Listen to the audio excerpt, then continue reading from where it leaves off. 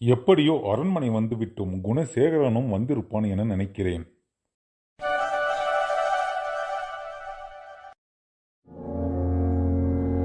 மலர்விழி குணசேகரனின் தங்கை அரண்மனை அந்தப்புறத்தில் சோகமாக உட்கார்ந்து கொண்டிருந்தாள். மணிவண்ணன் வருவதை பார்த்து,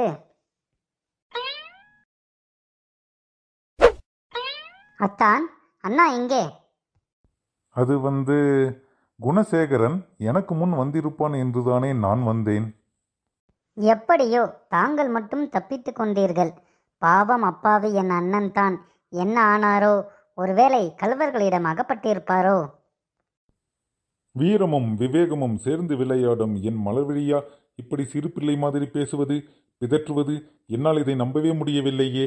களம் காட்டாத வீரத்தை எல்லாம் உன் கண் காட்ட கண்ட நான் உளம்பாட்ட ஆளாகிவிட்டேன். கள்வர்களை கட்டி இழுத்து வரத்தான் நாங்கள் இருவரும் விரைந்தோம். ஆனால் காலம் என்னை சரி செய்து பிரித்து விட்டது. என்னை உன் முன் குற்றவாளியாக நிறுத்திவிட்டது. ஒரே நேரத்தில் ஒரே இடத்தை நோக்கிதான் இருவரும் விரைந்தோம். ஆனால் என் ஒருவனை மட்டும்தான் கள்வர்களின் அம்பு தாக்கியது. அம்பு தாக்கிவிட்டது என்றால் அவன் தடைப்பட்டு விடுவான் என்று எண்ணினேன். வில்லம்பு விஷம் போல உடலிலேற தன்னந்தனியாக துடித்து துவண்ட என்னை கோழை என்று நீ கூறாமல் கூறுகிறாய். அப்படித்தானே? ஏன் மௌனமாகிவிட்டாய்?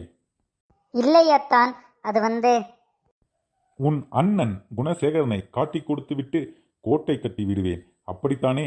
உனக்கு அவன் அண்ணனாகத்தான் இருப்பான். ஆனால் எனக்கு அவன் உயிர் என்பதை நீ எப்படி அறியப் போகிறாய்? தோளிலே பட்ட காயத்தை தோகை உன்னிடம் பேசியாவது சற்று வலியை மறக்கலாம் என ஓடோடி வந்தேன். ஆனால் உன் வார்த்தைகள் என் இதயத்தை துளித்தெடுத்து விட்டன. மலர்விழி, நீ இப்படி கொடுந்தீயாக இருப்பாய் என்று நான் கனவிலும் எண்ணவில்லை.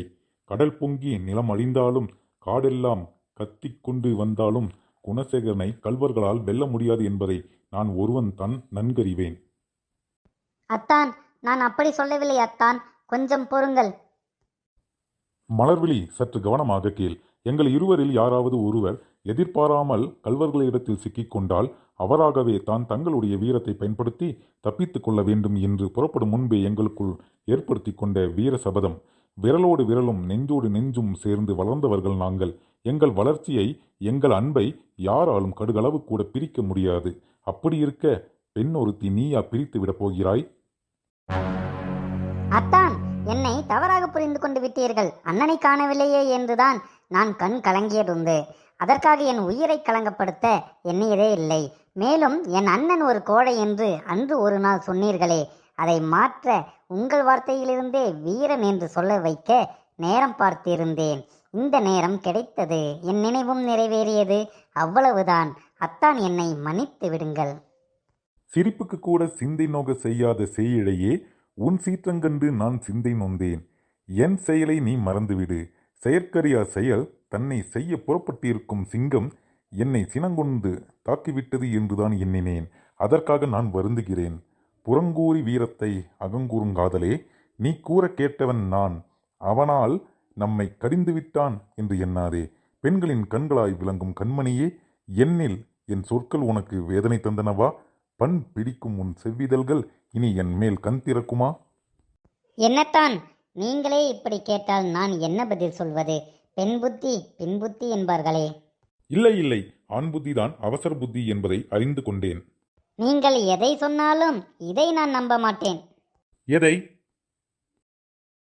போங்களத்தான், நீங்கள் பொல்லாதவர். உன் கரு விழிகள் என்னை கொள்ளாதவரையில் நான் பொல்லாதவன்தான். குறும்பில் ஒன்றும் குறைவே இல்லை. இந்த கரும்பில் ஒன்றும் கசப்பே இல்லை. என் இதயத்திலே மழை விழுந்தாலும் என் நினைவிலே நீ இருந்தால் அந்த மழை கூட சிறு துரும்பாகும்.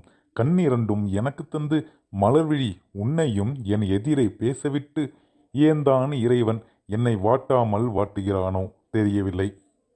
போதும் போதும் உங்கள் கவிதைகள். அத்தான், நீங்களோ மன்னர் மகன், நாட்டின் நாயகன். ஆமாம், நீயோ அவன் மனம் நிறைந்திருக்கும் மாதரசி, அந்த நாட்டின் நாயகனை ஆட்டிப்படைக்கும் அழகரசி. மலர்விழி, என்னை பிரித்து பேசி பிளவுபடுத்தாதே.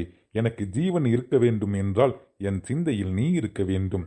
எனக்கு ஆசை இருக்கிறது என்றால் அதன் மத்தியில் இந்த தேவி இருக்கிறாள் என்பதுதான் பொருள். இந்த நம்பிக்கையில்தான் இன்னும் நான் வாழ்ந்து கொண்டிருக்கிறேன். இல்லை இல்லை, என்னை வாழ வைத்து கொண்டிருக்கிறாய். அத்தான், நான் நம்புகிறேன். நம்பிக்கொண்டே நாட்களை கடத்தி கொண்டிருக்கிறேன். மலர்விழி, நான் நாளை வருகிறேன். குணசேகரன் வந்தால் அரண்மனைக்கு வர சொல். நடந்தவற்றை என் தந்தையிடம் சொல்ல வேண்டும். சரிங்க அத்தான். மலர்விழி, நான் போய் வருகிறேன்.